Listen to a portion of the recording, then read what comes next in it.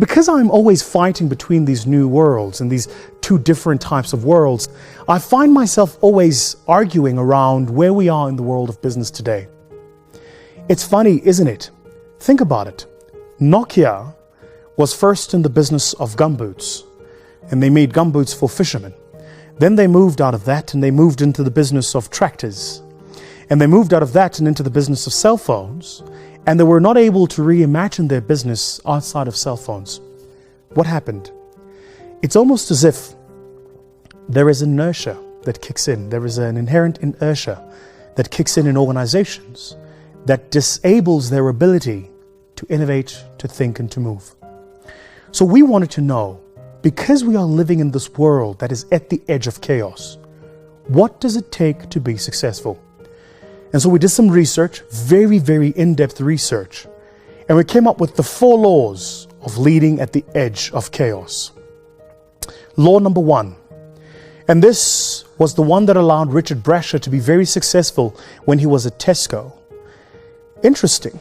When Richard Brasher ran Tesco, they were a $70 billion pound a year business. That's over 1 trillion rand in turnover. That's, pardon my math, is about the third the GDP of South Africa. One man, one business. Extraordinary success. But Richard Brasher and his team had a philosophy. And the philosophy was that enabled them to lead at the edge of chaos. It was find the truth. Not your version of the truth. The truth.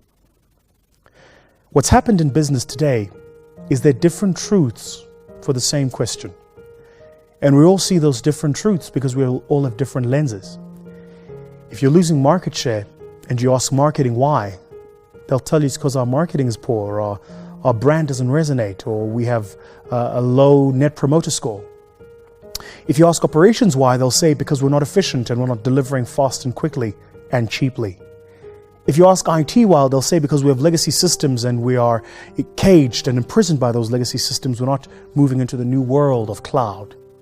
If you ask sales, they'll tell you that the other sales force is better trained, etc., etc. It all goes on. Same question, different truths. So Richard Brasher and his team had this philosophy about find the truth. Not your version of the truth. The truth. The closer you and I are to finding the truth as she is and confronting it in business, is the lesser or greater the extent to which we are able to outcompete our competitors. When we were doing this research, I had the amazing privilege of interviewing the old man Raymond Ackerman. And I asked him about his philosophy when he was running Pick n Pay. And he said the same thing. He said, I spent a day a week in my stores, even when we were listed, walking up and down the aisles, talking to customers, finding the truth. The idea is that the greater or less the extent to which leaders are able to embrace and find the truth is the greater or less the extent to which they are able to lead at the edge of chaos.